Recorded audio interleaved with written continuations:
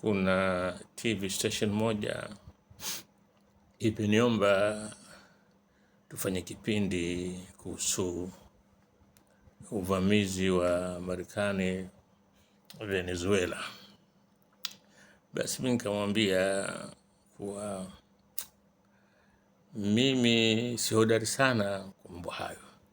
Sema hapana bwana, wewe mbona unajua mambo mengi bwana, hebu tufanye jambo hili. Lakini yeye alikuwa hajui kwa nini mimi namkatalia.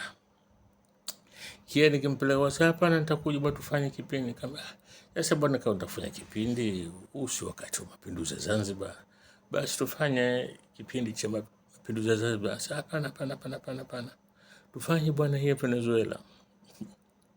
Sasa yeye maskini Mungu hajui mkasa ulinipata mimi katika kuwazungumza Amerika.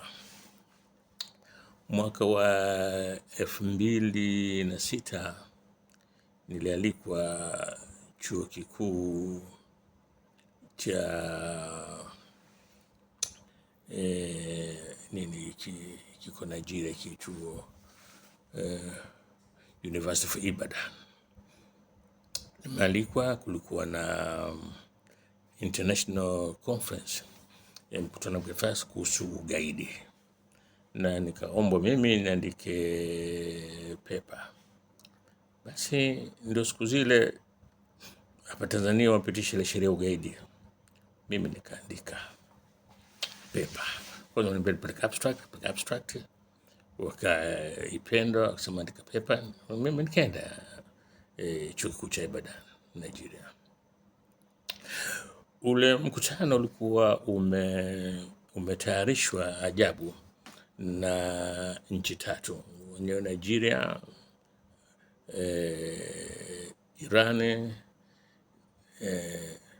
Irani, Marekani na Saudi Arabia, na wenyeji ni chuo kikuu cha Ibadan. Lakini Saudi Arabia walipoona Irani wameingizwa, wao wakajitoa. Kwa hiyo ule mkutano ukawa umetishwa na unagharamiwa na nchi mbili, Marekani na Irani. Basi mimi nikatoa pepa pale. Nimeanza ile pepa.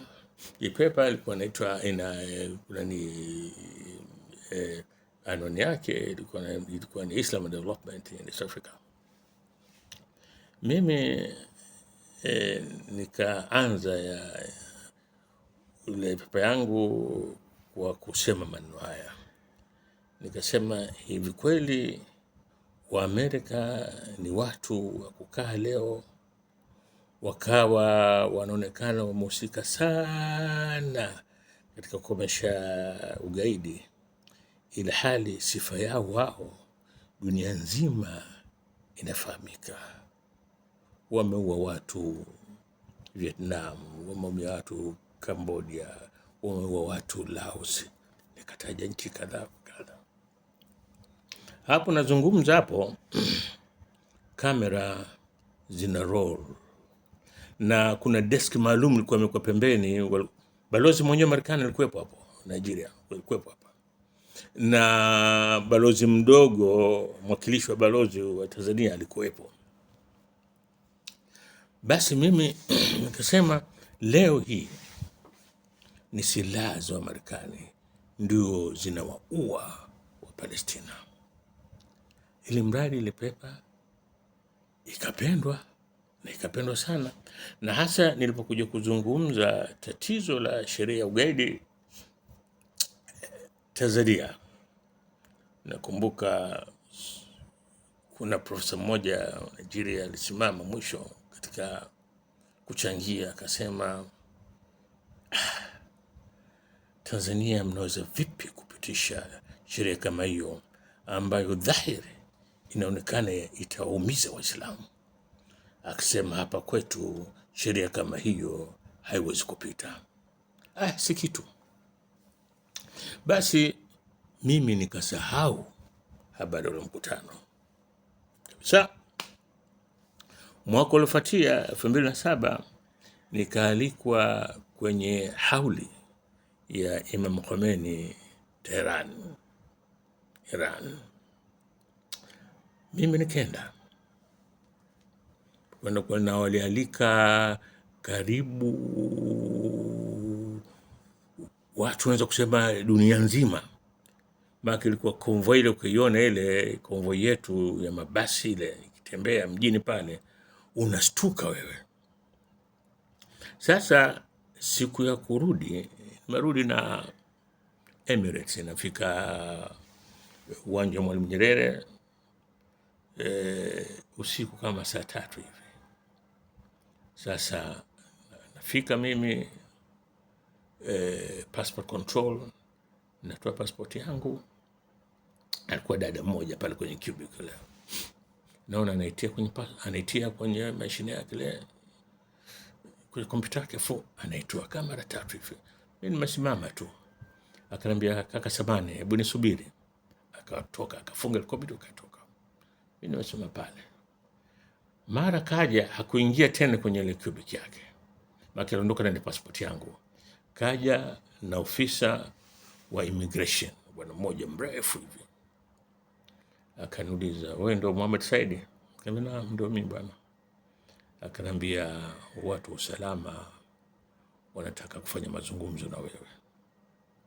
Wala mimi sikuwa na wasiwasi, nikamwambia sawa, hakuna neno, twende. Tumekwenda pale kwenye ndege, wana ofisi pale, kaingia ndani. Kanambia, bwana, sisi tuna wasiwasi na wewe, tunataka tutizame mizigo yako kwa sababu tuna taarifa wa wewe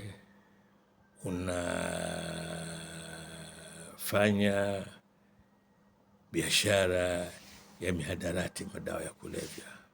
Mimi nikashtuka, nikasema mimi? Akasema na wewe. Nikamwambia jamani, isiwe kama mnachanganya majina. Akasema bana. Yule ofisa wa uhamiaji akatoa passport yangu, kaifungua, ananionyesha usoni hivi. Akasema hii passport sio yako? Akasema yangu. Akasema ni wewe, tunakutafuta sisi, muda mrefu tumekuwa tukakufuatilia. Nikamwambia mimi nifuatilia kwa mada ya kulevya? Akasema naam bwana. Sasa tunakuomba twende tukapekue mizigo yako. Mimi pale akili yangu ikaenda pap. Nikamwambia bwana, mimi kupekuliwa mizigo yangu, hilo jambo siwezi kukubali. Isiwe nyinyi mmeniwekea mimi mada ya kulevya, mseme mimi nimewatoa Irani nimekuja kuingiza hapa Tanzania. Basi tukazungushana sana pale. Mimi nakata kabisa, mimi sigusi mzigo wangu. Na nilikuwa na sanduku moja tu. Akasema mimi sigusi.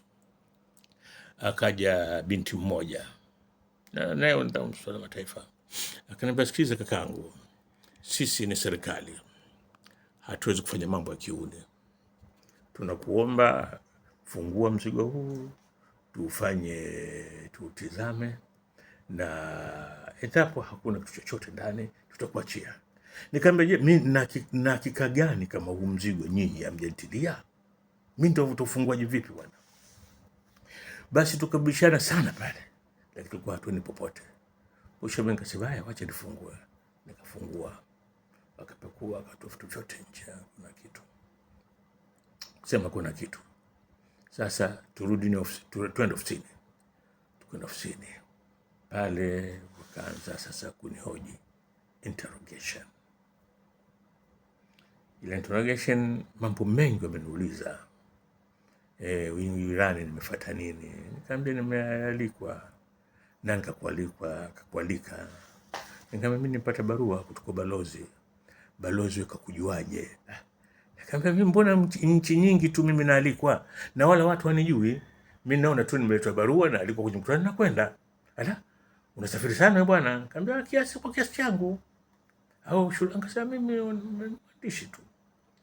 Basi ikawa tumevutana. Na mwisho akawasema basi bwana, basi niachie. Akasema hapana, tuwezi kuachia kwa sababu sisi tumepewa maelekezo kutoka juu, itabidi ulale hapa mpaka asubuhi. Basi tukakaa pale ofisini kwake. Mimi nimekaa kwenye kiti hivi 6-7, fika usiku sana, naona wale vijana, kuna vijana wengine pale kama vile wanazungumza kwa kunong'ona, lakini na mimi wamepata hisia kama vile nimelala. Kwa mimi sikuwa nimelala, utala wapi wakati kama ile. Nasikia wenyewe kwa wenyewe wanasema lakini huyu bwana kuelekea kama mtu wa madawa kulevya huyu kabisa. Wewe umesikia jinsi anavyojibu ile maswali, tena elekea mtu ukasoma vizuri bwana. Mimi nawasikia. Sasa nikawaomba nataka kwenda msalani. Basi tumetoka nje kidogo, kaambia bwana Mohamed, sisi tunakustahi sana bwana, tusingependa kukusindikiza wewe mpaka ndani ya msala, lakini sheria hazituruhusu sisi kukuacha wewe peke yako, itabidi wewe twende sote. Nikamwambia kwa nini? Ndio kwa mara ya kwanza mimi naingizwa, kumbe kule choo ambacho hawa watu wa mihadarati hawa wanaingizwa, kile choo bwana si choo. Maana unaweza hata kuletewa biriani pale ukala. Vitu vyote pale ni chrome. Anakaa bwana mimi choo siwezi kujisaidia bwana. Basi kanitoa nikina kwenye choo cha kawaida. Haya, kukifanya kisa kirefu kifupi, asubuhi nimekaa pale kumesha changamka. Mara kaja bwana mmoja akaingia pale akanisalimia, bwana Mohamed. Akasema bwana, samahani sana bwana. Samahani bwana, tuwe radhi, nadhani kulikuwa na misunderstanding kidogo bwana. Sasa hivi tutakuachia bwana, wewe unaweza kwa nyumbani. Basi yule bwana akatoka, na muona anazungumza na simu pale. Mara wamekuja anatuamria, haya mchukueni gari polisi, mrudisheni nyumbani kwake. Nikamwambia bwana hapana, sio tupanda gari ya polisi bwana, nitachukua taxi. Kwa nini bwana? Sasa na mimi nikamtania, nikamwambia bwana nisifike hapo njiani tu, hata tujafika kiwanda cha Bakra, sasa tukapiga simu mrudisheni huyo. Tukawa tunacheka. Basi kwa yule bwana, sasa bwana bibi, hawa jamaa zangu hapa nimezungumza nao vizuri usiku kucha mpaka asubuhi, na mimi ndo nakwenda nyumbani, nitaoga, nitakunywa chai vizuri. Naomba basi na mimi niwape chochote na wao angao wakanywe chai hapo juu. Basi kwa vibaki vijisendi vidogo nikawagia pale. Basi wananibeba mizigo toka nje. Wananiambia bwana Mohamed, siku nyingine ukisafiri bwana usikose bwana, ofisi ndio hii, unapita hapo na tusalimia. Ndani ya nafsi nasema hiyo ofisi ni mtu anaweza kurudi kwenye ofisi hii kweli? Sasa basi mimi nikadhani lile jambo limekwisha. Kumbe passport yangu bwana, Wamarekani wameleta malalamiko kuwa kuna mtu huyu Mohamed Said kaja hapa kasema kadha wa kadha. Na ndio kisa cha mimi kukamatwa.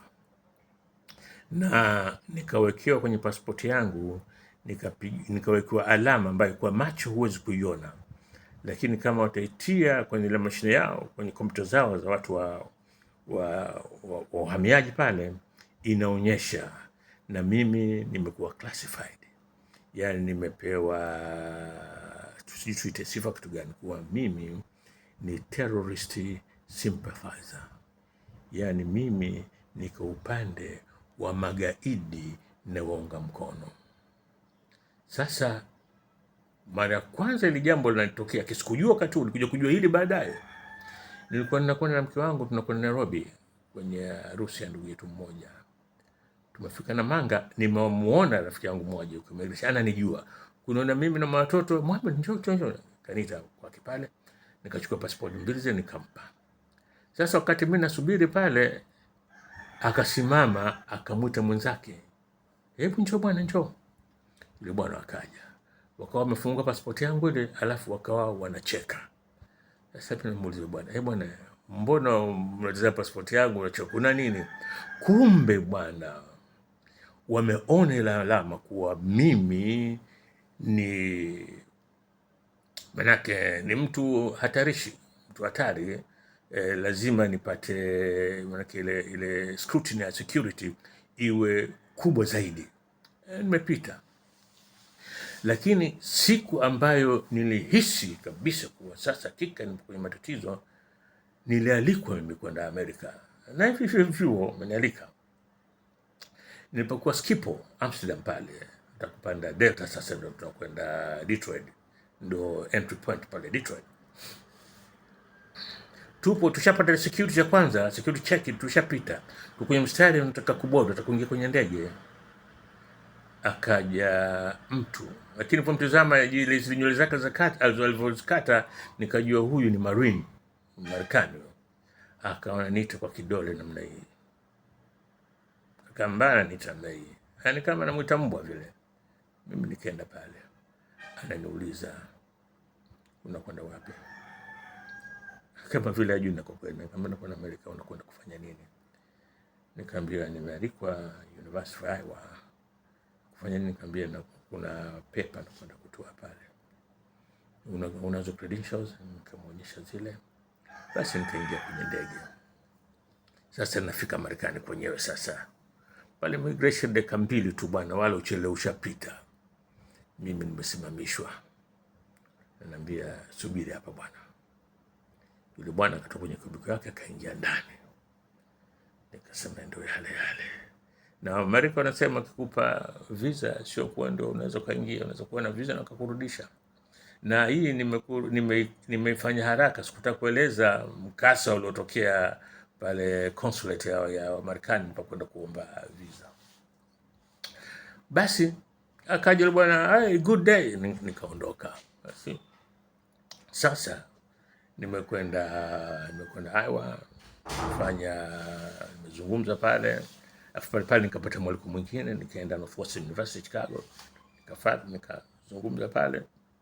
Nikaamua nije New York, nitembee, kwa sijafika New York, nitembee nione, maana toka utoto tukisoma New York. Pesa zimenishia, nakwenda bank sasa, na siku zote natumia Mastercard yangu ile, naitia kwenye ATM, haisomi. Kile kioo pale, ile screen pale nyeusi kabisa. Roho imenipiga. Kasema ya Rabbi, mbona hili balaa nifanye mimi sasa nini hapa mimi? Basi mimi nikampigia simu rafiki yangu Dr. Harith Hassani, yeye alikuwa Washington. Nikamweleza mkasa ulionikuta. Akaniambia, Mohamed, sikiliza, wewe umekuja Amerika, tuliza nafsi yako, nenda tena kesho benki, na kama kutakuwa na tatizo lolote basi tunaambia, mimi nitakuletea pesa. Na nilikuwa na sasa tukaona tuka New York na kwenda zangu Washington sasa. Basi siku hiyo nikawa na mwenyeji wangu pale, nikamweleza, akasema ngoja twende wote benki. Tulipofika mimi sikwenda kwenye timu, akasema twende kwenye counter pale tukamwona manager. Kuna pale kuta manager mmoja wa Kiafro-American. Nikamweleza mkasa uliotokea jana. Akanambia, hebu nenda tena kaingize ndani kadi yako tuone. Nimeingiza kadi ile, inarudi inasoma. Kumbe kote huko bwana walikuwa wananifuatilia kutaka kujua niko wapi. Sasa kasema haya mambo ndio imekuwa namna hii. Sasa ndio nikaja kukumbuka tena kuwa nilikuwa kama nafanya kazi kidogo hivi, nikiletwa pesa kutoka nje zikija na ku Western Union, kama nitakwenda wataniambia, bwana pesa zako ziko hapa mzee, lakini nenda rudi kesho. Nasema kwa nini nikienda pesa zangu, kumbe hii yote. Basi ndio hivyo, nasema kuwa anataka huyu bwana mimi nizungumze habari ya Marekani na Venezuela. Anataka wa Marekani tena waje wanibambe mimi, wanikiwe tena kile chombo. Lakini baadaye hii alama ilikuwa kwenye pasipoti yangu ilikuja kuondolewa. Na iliondolewa vipi? Nilialikwa nchi moja Kiarabu. Sasa ikabidi nipate visa, na visa wananitolea jamaa kule. Visa ikaja, nikasafiri. Sasa siku hiyo nimekutana na kijana mmoja pale, kaja kunisalimia. Akaniambia, Mohamed, mimi unijui? Akasema, mimi ndio nimetoa visa yako.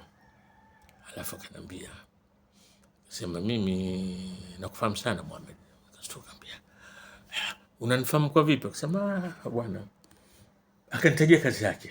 Sasa mimi nipo katika ofisi ya usalama hapa, na visa yako mimi ndio nilitoa.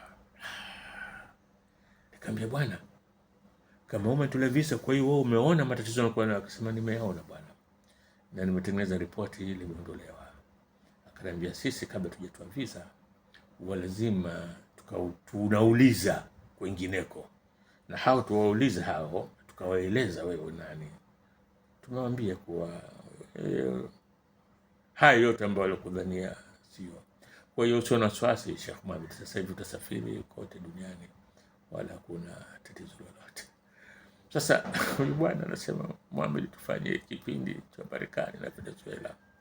Kweli huyu ananitakia kheri mimi. Assalamu alaikum warahmatullahi wabarakatuh.